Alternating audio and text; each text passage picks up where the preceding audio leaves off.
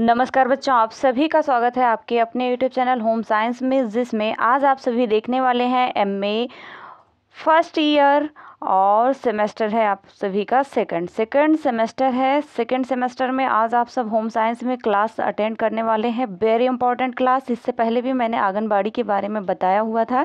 जैसा कि आप सबको पता है, आप सब ने अपना सिलेबस भी देखा। फर्स्ट वीडियो जो नहीं देखे हैं, आप फर्स्ट वीडियो में देखें, वहाँ पे मैंने सिलेबस के बारे में भी चर्चा की है। आपका ये पेपर फर्स्ट है, early childhood care and education. Okay, तो early childhood care and education में आज आप देखने वाले हैं आंगनबाड़ी के बारे में। मैंने बताया आंगनबाड़ी क्या है, इसके बारे में मैंने बहुत विस्तार से आप सभी को पढ़ाया हुआ है। वीडियो शॉर्ट होता है पर आप सबको बहुत कुछ समझाने का प्रयास करते हैं। तो बच्चों जो पहली बार जुड़े हैं, ज़रूर से ज़रूर चैनल को सब्सक्राइब करें, वीडियो को शेयर करें, लाइक अवश्य करते रहें। और जो क्लास ज्वाइन करना चाहते हैं, नीचे ज्वाइन बटन है, वहाँ पर क्लिक करके आप ज्वाइन कर सकते हैं। ठीक, उसमें आपको इम्पॉर्टेंट क्लास भी दी जाएगी। ठीक, जो मेंबरशिप बनना चाहते हैं, ज्वाइन करना चाहते हैं क्लास, वो ज़रूर ज्वाइन करें। और आगे बढ़ते हैं, देखते हैं आज का प्रश्न। इससे पहले जितने भी वीडियो हैं, और आप सभी लगभग बहुत ही बच्चे हैं जो हमेशा कमेंट करते रहते हैं, मैम अभी मार्केट में कोई बुक भी नहीं आई है, आप क्लास भी नहीं चलाती। बच्चों आप हेडक मत लें, अभी बहुत टाइम है, आप सबकी क्लास रोज़ाना चलेगी, अभी समय काफ़ी है। और अगर बुक नहीं आती है, नहीं भी मिलती है, तब भी हम आपके सिलेबस के अकॉर्डिंग आप सबका सिलेबस कवर करवा देंगे। ठीक, तो आप हेडक बिल्कुल मत लें और अच्छे से पढ़ाई करते रहें।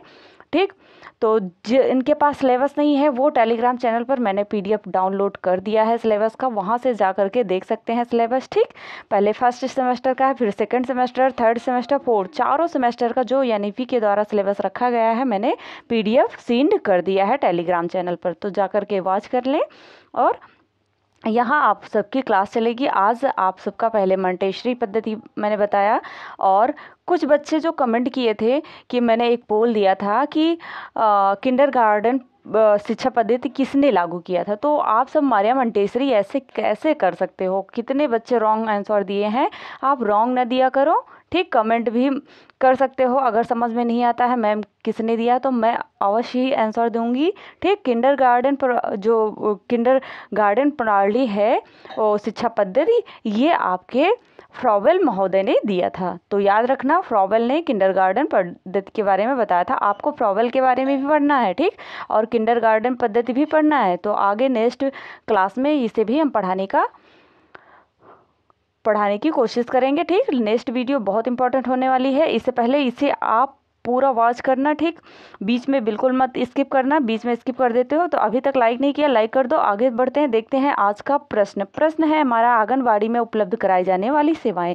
तो आंगनबाड़ी में कौन कौन सी सेवाएं उपलब्ध कराई जाती हैं? आपसे ऐसे शॉर्ट में पूछा जा सकता है कि 6 वर्ष से कम आयु के बच्चों को अनुपूरक पोषण कहाँ पे मिलता है? तो आंगनबाड़ी में उपलब्ध कराई जाती है। अनुपूरक पोषण कहाँ पे मिलता है? आंगनबाड़ी केंद्र में। नहीं तो ऐसा मत कर देना कि कोटा पे मिलता है, या जहाँ पे राशन वितरण होता है ग्राम प्रधान के यहाँ, क्या कहते हैं, वहाँ पे मिलता है, ये सब बिल्कुल मत करना। ठीक, तो आइए देखते हैं प्रश्न। 6 वर्ष से कम आयु के बच्चों को टीकाकरण, जो 6 वर्ष से कम आयु के बच्चे होते हैं उनको टीकाकरण। 6 वर्ष पे कौन सा टीकाकरण होता है बताइए? 5 से 6 वर्ष के बीच में कौन सा टीकाकरण होता है? आप सब मुझे कमेंट में करते रहिए, आप सभी के कमेंट का इंतजार रहेगा। और जो विटामिन ए बूस्टर है वो कब कब दिया जाता है, ये भी आप याद कर लेना, क्योंकि बहुत इंपॉर्टेंट है, आपके पेपर में पूछा जाएगा। ठीक, तो समस्त गर्भवती स्त्रियों के लिए प्रसव पूर्व देखभाल और टीकाकरण, जो सभी गर्भवती स्त्रियां होती हैं उनकी प्रसव से पूर्व जो देखभाल होती है, टीकाकरण होता है, ये भी कहाँ पे होता है? आपका आंगनबाड़ी केंद्र पर होता है। ठीक, 6 वर्ष से कम आयु के बच्चे की अनुपूरक पोषण, ये भी आपके आंगनबाड़ी केंद्र में होता है। कितने कार्य होते हैं आंगनबाड़ी में, लेकिन सरकार उतनी सैलरी नहीं देती है ना। तो गर्भवती और शिशुओं की देखभाल करने वाली स्त्रियों को अनुपूरक पोषण भी दिया जाता है। ठीक, और 15 से 45 वर्ष की आयु वर्ग की सभी महिलाओं के लिए पोषण और स्वास्थ्य शिक्षा भी दी जाती है। 15 से 45 वर्ष की आयु की जो महिलाएं होती हैं, इनकी स्वास्थ्य जैसे पीरियड से संबंधित पैड वगैरह ये सब आशा वो वितरण करती हैं। तो और अनुपूरक न्यूट्रिशन से संबंधित सभी जानकारी भी दी जाती है। ठीक, और आता है गर्भवती महिलाओं को जो गर्भवती महिलाएं होती हैं कि प्रसव पूर्व देखभाल तथा शिशुओं की देखरेख करने वाली माताओं को प्रसवोत्तर देखभाल की जाती है। ठीक, नेक्स्ट आता है नए जन्मे शिशुओं तथा 6 वर्ष से कम आयु के बच्चों की देखभाल की जाती है। कुपोषण अथवा बीमारी के गंभीर मामलों को अस्पताल, समुदाय स्वास्थ्य केंद्र अथवा जिला अस्पताल, जिसे हम पोषण पुनर्वास केंद्र, नवजात शिशु गहन देखरेख यूनिट को भेजना चाहिए। ये अगर कुपोषण से, मैंने बताया था ना, कुपोषण अगर किसी बच्चे को कुपोषण हो जाता है तो उसे क्या मैरस्मस, क्वाशियोरकर, ये सब प्रोटीन की कमी से जो बीमारियां होती हैं, रिकेट्स, वेरी अनेकों बीमारियां होती हैं, है ना। तो ये सभी बीमारियां अगर हो जाती हैं तो सामुदायिक स्वास्थ्य केंद्र पर आंगनबाड़ी के द्वारा भेजा जाता है। फिर उसके बाद जिला हॉस्पिटल भेजा जाता है। ठीक, और उसके बाद आता है 3 से 6 वर्ष की आयु के बच्चों को अनौपचारिक विद्यालय पूर्व शिक्षा भी दी जाती है। आप सब यही देखते हो ना कि 3 से 6 वर्ष से पूर्व जो 3 से 6 वर्ष के बच्चे होते हैं उन्हें औपचारिक शिक्षा कहाँ पे दिया जाता है? विद्यालय पूर्व जो शिक्षा होती है वो आपको कहाँ पे दी जाती है? आंगनबाड़ी केंद्र में। ठीक, आपको पढ़ना भी है early childhood care and education. Okay, तो यहाँ पे आइए जानते हैं, बहुत फास्ट कवर करेंगे। किसी आंगनबाड़ी कार्यकर्ता की विशिष्ट भूमिका क्या होती है? बताइए, एक आंगनबाड़ी कार्यकर्ता है, उसकी विशिष्ट भूमिका क्या होगी? ठीक, तो उसकी विशिष्ट भूमिका होगी कि बच्चों, आंगनबाड़ी कार्यकर्ता सामान्यतः उस गांव की होती है जहाँ पे वो कार्यरत है, उसी गांव से रहेगी वो आंगनबाड़ी कार्यकर्ता। ठीक, तथा वह गाँव के स्वास्थ्य संबंधी मुद्दों और उसकी आवश्यकताओं की पूरी तरह जानकारी भी रखती है, अवगत होती है, क्योंकि वह अपने क्षेत्र में परिवारों के साथ संपर्क बनाए रखती है, क्योंकि उसी माहौल में रहती है, उसी गांव से बिलोंग करती है, तो वो अपने क्षेत्र के सभी सदस्यों से वो मित्रवत व्यवहार भी रखती है। ठीक, वह आंगनबाड़ी की प्रमुख कार्यकर्ता है। आंगनबाड़ी कार्यकर्ता निम्नलिखित कार्यों को निष्पादित करती हैं। इनके कार्य देख लेते हैं आंगनबाड़ी कार्यकर्ता के।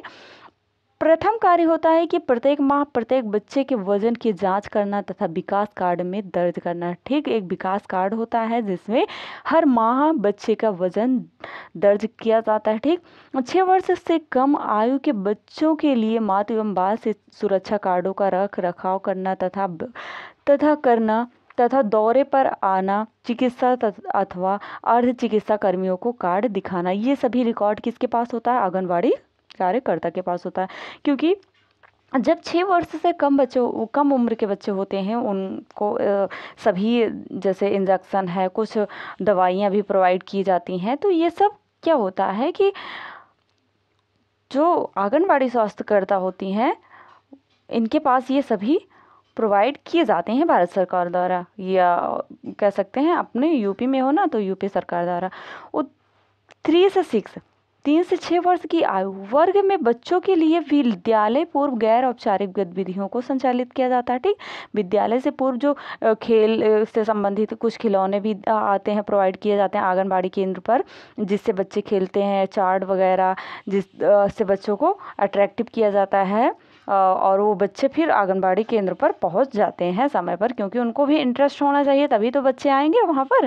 ठीक, स्थानीय रूप में उपलब्ध भोजन तथा स्थानीय व्यंजनों के आधार पर व्यंजन सूची की आयोजना करते हुए 0 से 6 वर्ष के बच्चों, गर्भवती स्त्रियों तथा शिशुओं की देखरेख करने वाली माताओं के लिए अनुपूरक पोषण युक्त आहार की व्यवस्था भी करनी पड़ती है। ठीक, स्वास्थ्य एवं पोषण शिक्षा प्रदान करना तथा शिशुओं को अपना दूध पिलाने, शिशु के आहार संबंधी प्रक्रियाओं और माताओं को परामर्श भी दिया जाता है। ये सभी शिक्षा भी दी जाती है कहाँ पे? आपके आंगनबाड़ी केंद्र पर। ठीक, सार्वजनिक स्वास्थ्य केंद्र पीएचसी, जो पीएचसी होता है उसके कर्मचारियों को टीकाकरण और स्वास्थ्य जांच तथा साथ ही प्रसव पूर्व और प्रसवोत्तर जांच की सहायता करना, ये किसका काम है? आंगनबाड़ी जो कार्यकर्ता होती हैं उनका क्या होता है?